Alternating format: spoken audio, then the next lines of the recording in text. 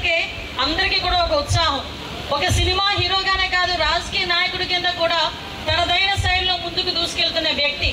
అటువంటి మంచి మన డిప్యూటీ సీఎం గారు కూడా మొన్ననే రికార్డు సృష్టించారు. ఏ విధంగా అంటే రాష్ట్రం మొత్తం మీద ఒకే రోజు గ్రామ సభలు ఏర్పాటు చేసుకొని గ్రామంలో ఇంకా మౌలిక సదుపాయాలు ఎన్నున్నాయో ఒకసారి ఎస్టిమేషన్ వేసి చెప్తే సుమారుగా 4,500 కోట్ల రూపాయల ఎస్టిమేషన్స్ తీసుకొచ్చి వాటికి అనుగుణంగా దగ్గర మొన్న చూస్తే 500 కోట్ల పైగా నిధులు కూడా విడుదల చేసిన సందర్భాన్ని ఈ రకంగా మీ దగ్గర గుర్తు చేసుకోవాలి. లాస్ట్ 5 సంవత్సరాలు ఒక రోడ్డు లేదు, ఒక కాలువ లేదు, ఒక పంపు లేదు, ఒక ఏదైనా అంటే వాటర్ పైప్ లైన్ వేస్తున్నామని ఉన్న రోడ్లు కూడా తవ్వుకొని వెళ్ళిపోయారు. ఆ విషయాలు మీ అందరికీ కూడా తెలుసు. కానీ ఈ రోజు మళ్ళీ అవే రోడ్లు వేయడానికి, డ్రైన్లు కట్టడానికి ప్రతి ఒక్కటికి కూడా మళ్ళా నిధులు ఎన్ఆర్జీఎస్ తరపున నిధులు విడుదల చేసే పరిస్థితి కూడా ఈ 100 రోజుల్లోనే మనం కూడా చేసుకోగలిగాం. వెళ్తే ఆరోగ్యశ్రీ కింద మనకు ఉండేవి డబ్బులు. అంటే పేదవాడు ఎవడైనా కార్పొరేట్ హాస్పిటల్కి వెళ్తే మీకు తెలుసా, లాస్ట్ 5 సంవత్సరాల్లో 1,500 కోట్లు బకాయిలు పెట్టిపోయాడు. చాలా మంది లాస్ట్ లోని మేము ఆరోగ్యశ్రీ ద్వారా చేయమని చెప్పి చేతులు ఎత్తేసారు డాక్టర్. మళ్ళా తిరిగి ఈ రోజు వాళ్ళకి 700 కోట్లు బకాయిలు చెల్లించి మళ్ళా తిరిగి ఎన్టీఆర్ వైద్య సేవని పునరుద్ధరించిన పరిస్థితి కూడా ఈ 100 రోజుల్లో మనం చేసుకోగలిగాం. అదేవిధంగా నీరు చెట్టు అనేసరికి మా నాయకులకు ఊపిరి వచ్చింది ఒకసారి. ఎందుకంటే చాలా మేము 2014 ఇది హోమ్ మినిస్టర్ నియోజకవర్గం. ఎట్టి పరిస్థితుల్లోని ఆడపిల్లల మీద అఘాయిత్యాలు జరగడం కానీ, ఈవ్ టీజింగ్లు కానీ, గంజాయి కానీ ఎక్కడైనా దొరికిందంటే మీకు ఫ్రీ హ్యాండ్ ఇస్తున్నా.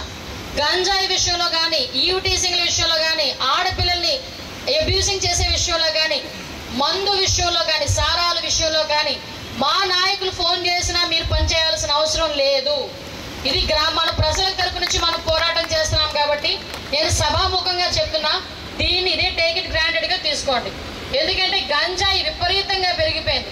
ఎంత విపరీతంగా పెరిగిపోయిందంటే వయసుతో సంబంధం లేకుండా ఆడవాళ్ళు బయటకు వెళ్తా ఉంటే నోటికి వచ్చిన పేలాపళ్ళన్నీ పేలుతున్నారు, బయటకు వచ్చి అఘాయిత్యాలు చేస్తున్నారు. చిన్న పిల్లలు గంజాయి మత్తుకు బానిసవుతున్నారు.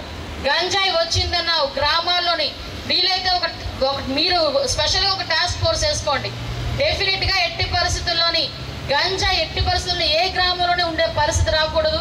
దీనికి మీరు స్పెషల్ డ్రైవే చేస్తారో, స్పెషల్ ప్రొడక్షన్ ఫోర్సే పెడతారో అది మీకు వదిలేస్తున్నా. ఎట్టి పరిస్థితులను ఈ విషయంలో నాకు తెలిసి మా నాయకులు ఎవరు ఫోన్ చేయరు. ఫోన్ చేసినా కూడా మీరు పరిగణలోకి తీసుకోవాల్సిన అవసరం లేదు. 3 లక్షలకు వచ్చేసింది. చంద్రబాబు నాయుడు గారు వచ్చిన వెంటనే చెప్పారు 5 లక్షల నుంచి 10 లక్షలు చేస్తానని. ఆల్రెడీ ఈ రోజు డ్వాక్రా వాళ్ళందరికీ కూడా 10 లక్షల వరకు వడ్డీ లేని రుణాలు ఇవ్వడానికి కూడా మేమందరం కూడా సిద్ధపడి ఉన్నాం. మీ అందరికీ తెలుసు మన రాజధాని ఏందిరా అంటే నోర్లు ఎల్లబెట్టుకునే పరిస్థితి 5 సంవత్సరాలు కూడా. ఒకసారి అమరావతి అంటాడు, ఒకసారి వైజాగ్ అన్నాడు, ఒకసారి ఏమో కర్నూలు అన్నాడు, 3 రాజధానులు అన్నాడు. 5 సంవత్సరాలు గడిపేశాడు. ఆఖరికి మన దగ్గరికి వెళ్ళి మా రాజధాని ఇది, ఇప్పుడు తమిళనాడు ఉంది, తమిళనాడు దగ్గరికి వెళ్ళి మీ రాజధాని ఏదంటే మనం ఇక్కడ చెన్నై అయినా ఏదో చెప్పుకోవచ్చు. అదేవిధంగా మన దగ్గరికి వెళ్ళి పక్కన ఆంధ్రప్రదేశ్ తెలంగాణ రాష్ట్రానికి హైదరాబాద్ అని చెప్పుకోవచ్చు.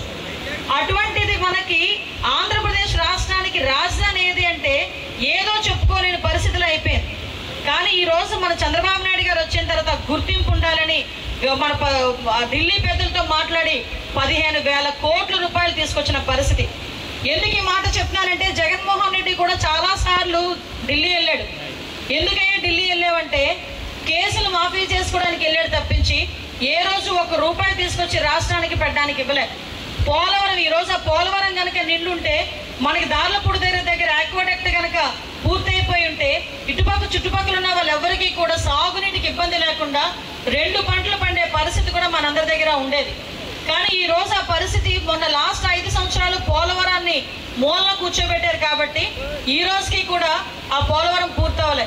మళ్ళా ఈ రోజు బాబు గారు వచ్చిన తర్వాత ఢిల్లీ పెద్దలతో మాట్లాడి 12,500 కోట్ల రూపాయలు కేవలం పోలవరానికి 2 సంవత్సరాల్లో పూర్తి చేస్తామని చెప్పి ఈ రోజు మనందరి దగ్గరికి తీసుకొచ్చిన సందర్భాన్ని కూడా మీ అందరికీ కూడా గుర్తు చేసుకోవాలి. తన 100 రోజుల పరిపాలనలో వరదలు, ఆడపిల్లల మీద రేపులు, వైఎస్ఆర్సీపీ వాళ్ళని మర్డర్ చేయటం, నరికి చంపటం, వాళ్ళ మీద తప్పుడు కేసులు పెట్టి ప్రజలకు ఇచ్చిన ఏ హామీ నెరవేర్చలేదు. కాబట్టి ప్రజల్లో తనకొస్తున్న చెడ్డ పేరుని డైవర్ట్ చేయడానికి డైవర్షన్ పాలిటిక్స్ లో ఈ రోజు వెంకటేశ్వర స్వామిని కూడా చంద్రబాబు నాయుడు గారు వదలలేదనేది మనకు స్పష్టంగా కనిపిస్తోంది. ఎందుకంటే ఆయనకి ఎప్పుడు అలవాటు, ఎప్పుడెప్పుడు ఆయనకి చెడ్డ పేరు వస్తుందో అప్పుడు ఏదో ఒక ఇష్యూని ఆయనే క్రియేట్ చేస్తాడు. దాన్ని తన వర్గీయులతో పబ్లిసిటీ చేయటం, దాని మీద డిస్కషన్ చేసి ఎదుటి వాళ్ళ మీద నిందలు వేయటం ఆయనకు అలవాటే. కానీ ఈ రోజు మీరు చూస్తే సాక్షాత్తు టీటీడీలో తిరుమల లడ్డూ మీద ఇంత దిగజారుడుతనంగా చంద్రబాబు నాయుడు గారు మాట్లాడతారని ఎవరు ఎక్స్పెక్ట్ చేయలేదు. ఈ రోజు ఆయన మాట్లాడాక ప్రతి ఒక్కరు కూడా చీకొట్టడం మనం గమనిస్తూనే ఉన్నాం.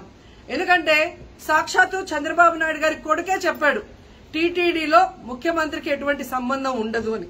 అలాంటప్పుడు జగన్మోహన్ రెడ్డి గారు ఏదో దగ్గరుండి తిరుపతి లడ్డూలో యానిమల్ ఫ్యాట్ ని మిక్స్ చేయించినట్టుగా ఆయన ఈరోజు ఆరోపించడం ఎంతవరకు సబబని నేను అడుగుతున్నాను.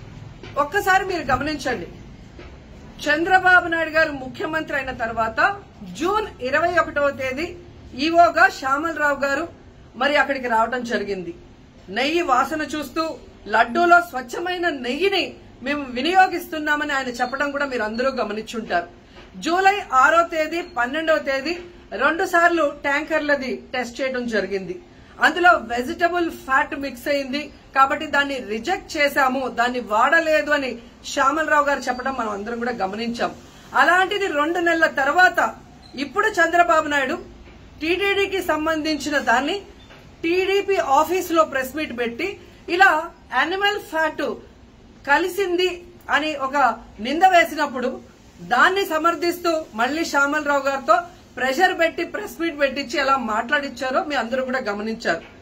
సాక్షాత్తు నారా లోకేష్ గారే చెప్పారు టీటీడీతో ముఖ్యమంత్రికి సంబంధం లేదు అని.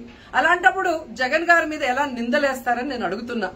ఈరోజు మీ ప్రభుత్వంలో మీ ఈవో ఉండగా మీరు టెస్టింగ్ చేసిన మిల్క్ లో వెజిటబుల్ ఫ్యాటా ఇంకో ఫ్యాటా ఉంటే దానికి బాధ్యత ఎవరు?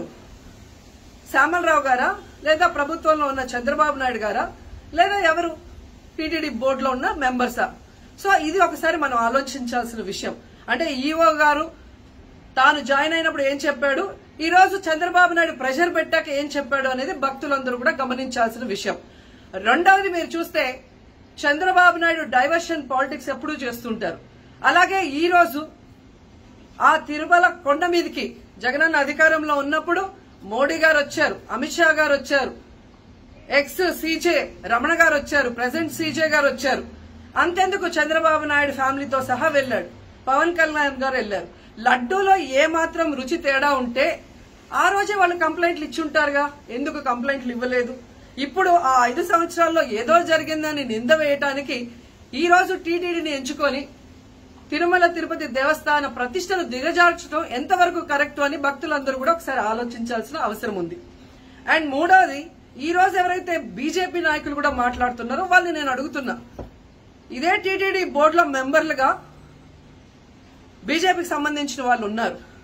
మరి ఆ రోజు తప్పు జరిగితే వీళ్ళందరూ ఎందుకు మోడీ గారికి అమిత్ షాకి ఇన్ఫార్మ్ చేయలేదు, ఎందుకు దీని మీద చర్యలు చేపట్టలేదు అనేది నేను అడుగుతున్నా. అలాగే ఈరోజు తెలుగుదేశం పార్టీ అధికార పార్టీలో ఉన్న వేమిరెడ్డి ప్రశాంతి గారు ఆ 5 సంవత్సరాల కాలంలో ఈ పర్చేసింగ్ కమిటీలో 5 సంవత్సరాలు ఉన్నారు. అలాగే ఇప్పుడు మంత్రిగా ఉన్న పార్థసారథి గారు కూడా పర్చేసింగ్ కమిటీలో ఉన్నారు. మరి వాళ్ళని విచారించండి, ఆ బోర్డు మెంబర్లందరినీ బయటకు వచ్చి మాట్లాడమని చెప్పండి, తప్పు జరిగిందా లేదా. ఈరోజు ఇంతమంది గొప్ప గొప్ప వాళ్ళు తిరుమలకు పోయి లడ్డు తిన్నా జరగని తప్పు వాళ్ళ పర్చేస్ కమిటీలో ఉన్న వాళ్ళు జనసేన పార్టీ తెలుగుదేశం పార్టీలో చేరిన వాళ్ళని మాట్లాడకుండా కేవలం జగన్ గారిని టార్గెట్ చేసి మాట్లాడటం చూస్తే రాజకీయ లబ్ధి కోసం తిరుమల పవిత్రను భ్రష్టు పట్టిస్తూ ఈరోజు చంద్రబాబు నాయుడు చేస్తున్న నీచ నికృష్ట రాజకీయాలు అందరూ కూడా గమనించి ఆ చంద్రబాబు నాయుడుకి బుద్ధి చెప్పమని కోరుకుంటున్నా. ఇక ఫైనల్ గా తనని ఎవరూ నమ్మరు అనుకున్నప్పుడు పవన్ కళ్యాణ్ గారిని ఫ్రేమ్ లోకి తీసుకురావడం చూస్తున్నాం. ఇది కూడా మనం అందరూ కూడా గమనించాలి. ఎందుకంటే ప్రాయశ్చిత్త దీక్ష చేస్తున్నానని పవన్ కళ్యాణ్ అంటున్నారు. ప్రాయశ్చిత్త దీక్ష ఎవరు చేస్తారు? తప్పు చేసిన వాళ్ళు చేస్తారు. అంటే చంద్రబాబు నాయుడు తప్పు చేశాడు, ఇది అబద్ధం, ఈ లడ్డూలో కల్తీ జరగలేదు, ఇది నాకెక్కడొచ్చి ఆ పాపం చుట్టుకుంటుందన్న భయంతో పవన్ కళ్యాణ్ ప్రాయశ్చిత్త దీక్ష చేస్తున్నారనేది ఈ రోజు మాకు అందరికీ అర్థమవుతున్న విషయం. ఎందుకంటే ఈ రాష్ట్రంలో తిరుమల కొండ మీద 1000 కాళ్ల మండపాన్ని కొట్టేసింది చంద్రబాబు నాయుడు. దుర్గా గుడిలో క్షుద్ర పూజలు చేయించింది చంద్రబాబు నాయుడు. విజయవాడలో 25కు పైగా పవిత్రమైన దేవాలయాల్ని కూర్చింది చంద్రబాబు నాయుడు. పూజల్లో బూట్లు వేసుకొని పూజలు చేస్తూ అన్ని తొక్కేసింది చంద్రబాబు నాయుడు గారు. ఇలాంటి చంద్రబాబు నాయుడు కోసం ఎన్ని ప్రాయశ్చిత్త దీక్షలు చేసినా ఆయనైతే దేవుడు క్షమించడు. అలాగే హిందువులు కూడా చంద్రబాబు నాయుడిని క్షమించరు. ఆ పాపం నుంచి తప్పించుకోవడానికి పవన్ కళ్యాణ్ చేస్తున్న ఈ 11 రోజుల ప్రాయశ్చిత్త దీక్ష పవన్ కళ్యాణ్కి మాత్రమే పనికొస్తుంది. కాబట్టి ఇకనైనా తిరుమల తిరుపతి దేవస్థానాన్ని అడ్డం పెట్టుకుని జగనన్న మీద దుమ్మెత్తి పోసే కార్యక్రమాల్లో ప్రతిష్టగా దిగజారిస్తే తిరుపతి అమ్మాయిగా నేను ఊరుకునేది లేదని కూడా ఈ సందర్భంగా తెలియజేసుకుంటున్నాను.